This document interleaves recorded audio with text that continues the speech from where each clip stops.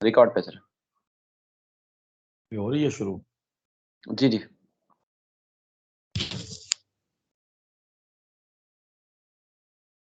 अस्सलाम वालेकुम, मैं शाहिद हुसैन हूँ। मेरे साथ अहमद शेर जट एडवोकेट साहब मौजूद हैं लाहौर से, और मैं इस वक्त कराची में हूँ। शेर जट साहब, आपने अपना कीमती वक्त दिया, उसके लिए बहुत शुक्रिया। सर, एक अहम केस आपसे डिस्कस करना है, चूंकि मुसलसल राब्ते में होते हैं, लेकिन ये खास तौर पर वीडियो है उम्मे हानी से मुतालिक। उम्मे हानी का अगवा हुआ, उसके बाद फिर शादी का निकाहनामा मंजर-ए-आम पर आया। सिंध हाई कोर्ट से कराची से हमने इस केस को रिपोर्ट किया। मामला हैदराबाद की सेशन अदालत चला गया, इन्वेस्टिगेशन हुई। सारी जो उनके वालिद साहब जो बियान करते रहे, वो सारी तफसीलात आपने भी, हमने भी जहाँ-जहाँ तक लोगों को पहुँचाना था, वो पहुँचाते रहे।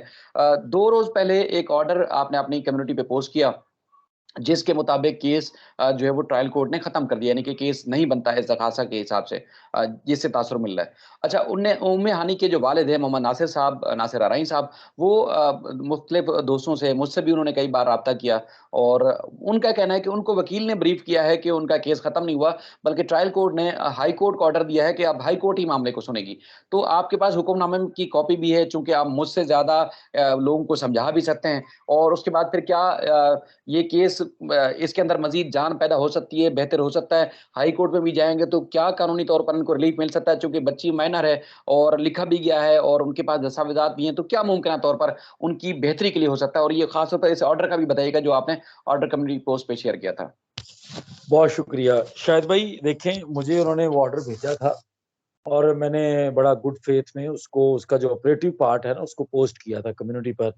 और उसके बाद मैंने भी सुना, मेरी उनसे बात भी हुई। वो कह रहे थे, जो बात आपने कही है ना, वो बिल्कुल वो मुझे कह रहे थे। तो मुझे मेरे वकील साहबा ने या वकील साहब ने तशरीह ये करके दी है कि ट्रायल कोर्ट ने हाई कोर्ट को हुक्म दे दिया है कि आप ट्रायल करें, और उन्होंने मेरा केस खत्म नहीं किया। तो मैंने, चूंकि देखें, हमारा मसला ये है ना कि हमारे सामने कोई चीज आती है तो हमें उसको, जो उसके अंदर है वही बोलना पड़ता है, हम झूठ नहीं बोल सकते। उस ऑर्डर के अंदर जज साहब ये लिखते हैं, बेसिकली ये इनकी एक प्राइवेट कंप्लेंट थी, इनका इस्तगासा था। उस इस्तगासे के अंदर जज साहब ने हाई कोर्ट के अंदर इनकी पहले से जो कोई प्रोसीडिंग्स हुई हैं, जिसमें हाई कोर्ट ने बच्ची को मुबैना शौहर के साथ भेज दिया था, बच्ची के बयान के ऊपर, उसका हवाला देते हुए उन्होंने ये कहा है कि हम इस इस्तगासे की कॉग्निजेंस नहीं ले सकते। मतलब उन्होंने अपनी तरफ से वो इस्तगासा 21 सितंबर को खारिज कर दिया है, खत्म कर दिया है कि ये इस्तगासा यहाँ पे नहीं चल सकता। दूसरी चीज ये है कि अगर कोई वकील साहब ये तशरीह कर रहे हैं या गलत बता रहे हैं, क्योंकि हमारा फर्ज है कि हमें उनके साथ हमदर्दी है, हमें, आपको पता है कि आपकी वसातत से हम भी उनको सपोर्ट करने के लिए कोशिश करते रहे हैं, लोग भी हमारे जरिए करते रहे हैं, तो हमें उनके साथ कोई गिला नहीं है। लेकिन उनको समझाने के लिए ये चीज जरूरी है बतानी कि ट्रायल कोर्ट जो है वो हाई कोर्ट को अहकामात नहीं दे सकता। सेशन जज की अदालत हाई कोर्ट को कोई हुक्मनामा जारी नहीं कर सकता, हाई कोर्ट को कोई केस रेफर नहीं कर सकता। उसने अपनी हद तक डिसाइड करना है। अगर वो किसी को रेफर या किसी को कोई डायरेक्शन देता है तो वो अपने से निचली अदालत को देता है। हाई कोर्ट को ट्रायल कोर्ट नहीं डायरेक्शन दे सकती, तो वो उनको गलत किसी ने गाइड किया है। दूसरा ये कि उसके अंदर बेसिकली जो मुकदमा इनका अगवा की दफात के साथ पहले था, बेसिकली उसका जो इस्तगासा इन्होंने दायर किया था उसको तो कोर्ट ने खारिज कर दिया, कोर्ट ने एग्री नहीं किया। और इस्तगासा आपको तब करना पड़ता है जब आपका पहला बुनियादी केस जो होता है वो खारिज हो चुका होता है, तो आप इस्तगासे में जाते हैं। तो इनका इस्तगासा खत्म हो गया। उसमें उन्होंने सिर्फ एक कहा है कि अगर Sindh child marriage restraint act के तहत आपकी कोई कार्रवाई बनती है तो उसके लिए आप जो भी मुजवजा, जो भी कोई अप्रोप्रिएट फोरम है, उस फोरम पर रुजू कर सकते हैं Sindh child marriage restraint act की दफात की हैसियत से। इसके अलावा आपका जो मुकदमा हमारे सामने है, जिसमें यकीनी तौर पर अगवा की दफात होंगी, अगवा से रिलेटेड इनका स्टांस था, उसको उन्होंने हाई कोर्ट के अंदर बच्ची के बयान की वजह से, और हाई कोर्ट ने चूंकि जाने दिया था, उसकी वजह से उन्होंने उसको रद्द कर दिया है, मुस्तरद कर दिया है, खत्म कर दिया है अपनी अदालत से मुकदमा। किसी कोर्ट को कोई डायरेक्शन नहीं दी उन्होंने। बाकी अगर वकील साहब ने शायद उनको यूं समझाया हो या तशरीह यूं की हो कि अब हम हाई कोर्ट जा सकते हैं, तो यकीनी तौर पर जब आपका एक कोर्ट से मुकदमा खारिज होता है तो आप ऊपर वाली कोर्ट में उसको अपील कर सकते हैं, उसके खिलाफ आप अपनी रेमेडी ले सकते हैं। अगर आप फैसले से मुतफिक नहीं है तो आप ऊपर वाले फोरम पे जाके अपना मौकफ रख सकते हैं कि नीचे वाली अदालत ने सही फैसला नहीं किया, वो उनके पास रेमेडी अवेलेबल है। लेकिन किसी अदालत को कोई डायरेक्शन नहीं दी गई, और ये बड़ा अनफॉर्चुनेट है। शायद भाई मैंने इसको कम्युनिटी पोस्ट पे इसलिए लगाया था कि देखिए, हाई कोर्ट की डायरेक्शन की वजह से नीचे मुकदमात पर असर पड़ रहा है। हाई कोर्ट को बच्चियों को मुबैना शौहरों के साथ भेजने से पहले उम्र का तयन और बाकी चीजों को देखना चाहिए। सिर्फ किसी के मुंह जुबानी या किसी की जुबानी बयान के ऊपर हाई कोर्ट को नहीं चलना चाहिए, बल्कि हाई कोर्ट को उम्र के हिसाब से एटलीस्ट ट्रायल कोर्ट के पास मामला बगैर बच्ची को किसी फरीक को दिए हुए रेफर करना चाहिए। असूली तौर पर, प्रैक्टिकली या आइडियली तो वालदैन को बच्ची दे देनी चाहिए, लेकिन अगर वालदैन को वो नहीं देना चाहते तो खावंद को भी ना दें, उनको रेफर करें ट्रायल कोर्ट के अंदर ही, ताकि ट्रायल कोर्ट इन सारी चीजों का फैसला करे। लेकिन हाई कोर्ट के इस तरह के फैसलों की वजह से नीचे वाली अदालतें इन्फ्लुएंस होती हैं, और नीचे वाली अदालत ने हाई कोर्ट के फैसले का हवाला देकर इनका केस खारिज किया है। सर, एक मैं सवाल आपसे ये करना चाह रहा था, जैसे आप खुद भी फरमा रहे हैं कि इसी कोर्ट ने ये भी कहा है कि अगर ये आपका बनता है तो Sindh child restraint marriage act के तहत आप मुतल्लिका फोरम से जाकर रिज्यू कर सकते हैं। तो वो जो अज़्यूम कर रहे हैं या वो समझ रहे हैं, वो ये चीज़ समझ रहे हैं कि Sindh child restraint marriage Act वाला जो मामला है वो खत्म नहीं हुआ, बाकी चलें अगवा वाला मामला खत्म हो गया। लेकिन उन वो अब किस फोरम से जाके, मतलब मजिस्ट्रेट के पास उनको दरखास्त दायर करनी है, नई एफआईआर दर्ज करवानी है Sindh child restraint marriage act के तहत, उनके पास अब कानूनी तौर पर ऑप्शन बचा कौन-सा है? किधर जाएँ? मतलब इस फैसले के खिलाफ हाई कोर्ट में अपील में जाएँ या नई एफआईआर दर्ज करवा के नए तरीके से जो है वो अपने मामले को लेके जाएँ? देखें, अगर वो हाई कोर्ट के अंदर भी जाना चाहते हैं तो वो कोई कदगन नहीं है। पहले जब हाई कोर्ट के अंदर उनकी प्रोसीडिंग्स थी तो वो बड़ी समरी प्रोसीडिंग्स थी, उसके अंदर बहुत बड़ा रिलीफ था नहीं। अब उनका चूंकि इस्तगासा खारिज हुआ है, तो इस्तगासे को जब वो चैलेंज करेंगे तो ये एक पूरा मुकदमे वाला हिसाब है, अपील वाला हिसाब है, तो ये बड़ी प्रोसीडिंग्स हो सकती हैं अगर वो हाई कोर्ट को कन्विंस कर लेते हैं इन सारी ग्राउंड्स पर, जो ग्राउंड्स उन्होंने ट्रायल कोर्ट के सामने रखी थी। दूसरी जो आपने देखा होगा शायद भाई, वहां पे प्रैक्टिस ये चल रही है कि जब भी हाई कोर्ट कोई केस खारिज कर रही है अगवा की दफात वाला, कम उम्र बच्चियों से वाले केसेस में जहां बच्ची का बयान आ जाता है, तो सिंध हाई कोर्ट हर जगह पे ये कह रही है कि अगर आप कार्रवाई करना चाहते हैं तो Sindh child marriage restraint act के तहत जाएं और कार्रवाई करें। उसका मतलब यही है कि अगर आपका उन सेक्शंस की दफात में मुकदमा बनता है तो आप उन सेक्शंस को इन्वोक करते हुए अपना मुकदमा दर्ज करवाएं। वो आप जाहिर है जाकर जो तरीकेकार Sindh child marriage restraint act दे रहा है, जिस तरह अभी जो कम सिंध 2000 का केस चल रहा है, उसके अंदर भी चाइल्ड मैरिज रिस्ट्रेंट एक्ट की दफात हैं, उसमें खैर बाकी दफात भी हैं, लेकिन उसी तरह वो दफात साथ लगाकर पुलिस मुकदमे को चला सकती है, उसका चलान आ सकता है। अब लोगों को जो प्रॉब्लम आ रही है ना Sindh child marriage restraint act के मुकदमात में, अगर कोई इस मुकदमे में सजा हो भी जाता है तो सजा इतनी कम है कि वो बंदा दोबारा हाई कोर्ट से सजा को सस्पेंड करवा के उसके अंदर से सस्पेंशन में बेल लेने के लिए बड़ा आसानी से रुजू कर सकता है। इसलिए ओवरऑल लोग सिर्फ Sindh child marriage restraint act के ऊपर भी इक्तफा नहीं करते, उसके साथ अगवा की दफात बनती हैं।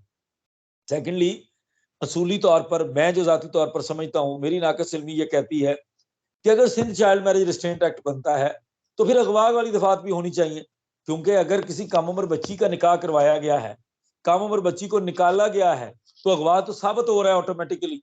अगर अदालतें ये समझती हैं कि Sindh child marriage restraint act की कार्रवाई कर लें, बाकी ना करें, तो ये तो डुअल स्टैंडर्ड होगा ना। आपको चाहिए कि फिर आप उनको ये भी अलाउ करें कि आप अगवा की दफात वाला मुकदमा भी चलने दें, क्योंकि अगर Sindh child marriage restraint act exist कर रहा है तो ऑटोमेटिकली ये अगवा है, कोई एक भी दफा लग सकती है, मुकदमा चल सकता है, तो फिर तो अगवा तो हुआ ही ना। फिर तो वो बच्ची गैर कानूनी तौर पर ले जाई गई है, वो कानूनी तौर पर नहीं ले जाई गई। लेकिन अनफॉर्चुनेटली इस जो प्रैक्टिस आपकी सिंध में चल रही है उसके मुताबिक यही हो रहा है कि बाकी दफात वाला मुकदमा खत्म कर देते हैं और कहते हैं जाएं आप Sindh child marriage restraint act की हद तक प्रोसीड कर लें, तो वो कर सकते हैं, उनके पास रेमेडी है, हाई कोर्ट भी जा सकते हैं, हाई कोर्ट जाने की रेमेडी उनके पास अवेलेबल है।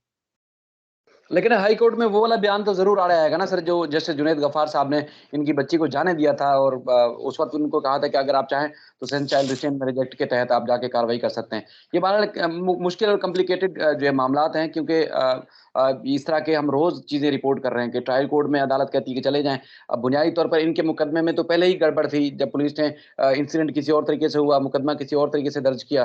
तो मुसलसल ये चूँकि एक तो सर आपको पता है कि हैदराबाद जैसे शहर में ज़ाहिर है काबिल वकील भी हैं, वहाँ बहुत सारे लोग ऐसे भी हैं जो इनकी रहनुमाई भी कर सकते हैं। लेकिन वो ज़्यादा पढ़े-लिखे नहीं हैं, उनके ख़ानदान में भी ज़ाहिर है ये बहुत सारे मामलात हैं जिसमें वो बेचारे अकेले फ़ाइट कर रहे हैं। अब जो भी उनको कोई सीधी लाइन पकड़ाने की कोशिश करता है, वो समझते हैं कि मेरी रहनुमाई कर रहा होगा, लेकिन आगे उनका मामला ख़राब हो रहा है, तो अब खुद वो बड़े परेशान हैं। सर, मेरा राब्ता होता रहता है। मैं कोशिश करूँगा कि इस वीडियो के बाद भी शायद उनसे भी मेरा राब्ता हो, उनको वीडियो की सूरत में लोगों तक उनकी बात भी रखें, क्योंकि एक ज़रूरतमंद भी हैं, बहुत ज़्यादा नीडी पर्सन है। और लेकिन इस बात पे जो आपने कम्युनिटी पोस्ट लगाई थी, इसके बाद वो काफ़ी नाराज़ थे इस बात पे कि जो तासुर गया है कि उनका केस खत्म हो गया, खराब हो गया है, लेकिन वो केस उनका खराब नहीं हुआ, खत्म नहीं हुआ। वो हाई कोर्ट में उनको जाने की इजाज़त मिली है। देखें, शायद भाई वो जो मौक़िफ़ ले रहे थे, मुझे उन्होंने मैंने उनको खुद मैसेज किया कि आप किसी और प्लेटफ़ॉर्म के ऊपर इधर-उधर लोगों को कह रहे हैं कि मैंने कोई ज़्यादती कर दी है, कोई कम्युनिटी पोस्ट लगा के, तो देखिए मेरा तो आप मुझे ना भेजते, आप मुझे वैसे फ़ोन करके मना कर देते। तो मुझे कोई ज़रूरत नहीं है, मैं ना लगाता। और उस पे उन्होंने ये भी गिला किया कि आपको मैं तो पहले भी चीज़ें भेजता हूँ, आप नहीं लगा रहे। तो मुझे एक डेवलपमेंट नज़र आई और मैंने मैंने बड़ा उसको कंडेम करने की नज़र से लगाया, आपने भी देखी है। लेकिन प्रॉब्लम ये है कि भई बोलना तो हमने सच है ना, हमने तो आपको सही इन्फॉर्मेशन देनी है। हम आपको गलत तशरीह तो नहीं करके देंगे ना उस फैसले की। उस फैसले की हद तक आपका वो इस्तगासा था। आपके इस्तगासे को अदालत ने खारिज कर दिया, उसकी कॉग्निजेंस नहीं ली। उनको अगर कोई गलत गाइड कर रहा है तो हमारा फर्ज बनता है ना कि हम उनको सही बात बता दें, उनको झूठ बात ना बताएं। अगर हो सकता है उनको कोई झूठी तसल्ली दे रहा हो, तो मैं जाती तौर पर समझता हूँ कि यार एक वालिद है, वो परेशान है, उसको जो सही इन्फॉर्मेशन है वो दे दूं। तो मैंने वही किया और मैंने उनको सही वाला गाइड किया, लेकिन वो उनको खैर पसंद नहीं आया, तो मैंने नहीं उसके बाद उनको कोई जबरदस्ती जोर जबरदस्ती नहीं की। लेकिन उस ऑर्डर के मुताबिक सर यही मतन है। और वो जो एक बात बार बार कह रहे थे, जो आपने शुरू में भी की, कि हाई कोर्ट को हुक्म दे दिया, तो देखें ये आप कोर्ट रिपोर्टर हैं, हम वकील हैं, और भी जो सुनने देखने वाले दोस्त हैं हमारे, लोग जान अब कानून सीख रहे हैं आहिस्ता आहिस्ता, उन लोगों को भी पता है कि क्या ट्रायल कोर्ट ऊपर वाली अदालत को हुक्म दे सकती है, कोई हाई कोर्ट को सेशन जज हुक्म दे सकता है, ये नहीं मुमकिन। गलत तशरीह की गई है। उस तशरीह वाले भाई को भी मेरा पैगाम है कि आप गाइड करें, मिस गाइड ना करें। तो ये उसके मुताबिक, ताकि वो अपना कोर्स ऑफ एक्शन लेना, वो कोई गलत उम्मीद में ना रहें। कई लोगों ने कह दिया कि अफवाहें चल रही हैं, फलां चल रही है, मेरे अलावा मेरे ख्याल बात भी नहीं इस तरह की किसी ने की। तो जो लोग इस चीज़ को अफवाह कह रहे हैं, वो ज़रूर इसको किसी और लॉयर के साथ कंसल्ट करें, इस ऑर्डर को किसी वकील से उसको ऑन एयर पढ़ा लें, उसको कहें कि जी आप इसको पढ़ दें ऑर्डर को और इसका मतलब हमें समझा दें, तो वो यही समझाएँगे जो हमने बात की कि उनकी कॉग्निजेंस नहीं ली गई। सर, असल में लोगों को जो है ना तवक्कुआत बहुत ज़्यादा हैं। आप खुद भी समझते हैं जिस तरह हम कम उम्र बच्चियों की शादियों के मामलात को हाइलाइट करते हैं और हम बावर कराने की कोशिश करते हैं, बल्कि उन सोए हुए इदारों में बैठे लोगों को जगाने की कोशिश करते हैं कि देखें ये बच्चियों के साथ ज़ुल्म ज़्यादती हो रही है। अब एक बुज़ुर्ग या गरीब माँ-बाप या वैसे ही गरीब माँ-बाप नहीं भी है, लेकिन एक माँ-बाप के तो आपको पता है जब जिगर का टुकड़ा छीन लिया जाए और जहाँ इज़्ज़त और आबरू का सवाल हो, तो उसके बाद फिर दीगर बच्चियाँ भी हों, तो वहाँ लोगों के जज़्बात कुछ और ही ज़्यादा रंजीदा भी होते हैं, बड़े दुःख वाले भी होते हैं। तो हम तो पहले भी उनके साथ थे, आज भी उनके साथ हैं और हमारी दुआ है कि उनकी बच्ची ज़रूर उनको मिले और उनकी जो मुश्किलात हैं वो कम हों। बाकी ये सन चाइल्ड रिस्ट्रेंट मैरेज एक्ट का मामला है या फिर हाई कोर्ट में उनकी अपील का मामला है, उनकी सुनवाई होनी चाहिए, मेरिट पे फैसला होना चाहिए और जिस तरह तो उनकी उन्होंने इंशाल्लाह इंशाल्लाह हम अगले हफ्ते, वो जीएन कुरैशी साहब ने बताया ना आज भी कि वो अगले हफ्ते तक फाइल करने जा रहे हैं। जीएन कुरैशी जी, साहब जुडिशियल रिव्यू, उसमें हमारा भी नाम होगा, हम भी कोशिश करेंगे कि अपना हिस्सा डालें। और वो इसी पर्पज़ के लिए किया जा रहा है कि ये Sindh child marriage restraint act के होते हुए जो कबाहतें हो रही हैं ना, ये खत्म हो जाए। इसको खत्म बिल होना चाहिए। बिल्कुल सर। वो असल में अपनी जो मज़ीद उनकी बच्चियाँ हैं, उसके लिए भी परेशान हैं। बच्चियाँ पूछती हैं, अब ज़ाहिर है ये तो घर से जब जाते हैं तो बच्चियों के दिल में या माँ-बाप के जो घर में ख़वातीन हैं, उनके तो दिल में ये होगा कि आज बेटी को वापस लेके आएँगे और शाम में जब खाली हाथ लौटते हैं तो ज़ाहिर है घर में परेशानी होती है और यस। बड़ी मजबूरी का आलम में ज़िंदगी गुज़ार रहे हैं। सर आपका बहुत शुक्रिया, आपने कीमती वक़्त दिया। कोशिश करेंगे कि अगली वीडियो में जब भी उनसे मेरा राब्ता हो, मैं उनको भी वीडियो फ़ॉर्म में लूँ और उनको उनकी जो आवाज़ है लोगों तक पहुँचाएँ, ताकि इदारों को, जो सोए हुए लोग हैं, जिनके दिल में किसी के लिए दर्द नहीं है या जिनकी अकल पे ताले पड़े हुए हैं, कम से कम उनको जगा सकें कि किसी मज़लूम के साथ जो है वो ऐसा नहीं करना चाहिए, उनको इंसाफ़ दें। अगर आपके हाथ में कुछ है तो आप उनके साथ मदद ज़रूर करें। आपका सर बहुत शुक्रिया। Sir thank you.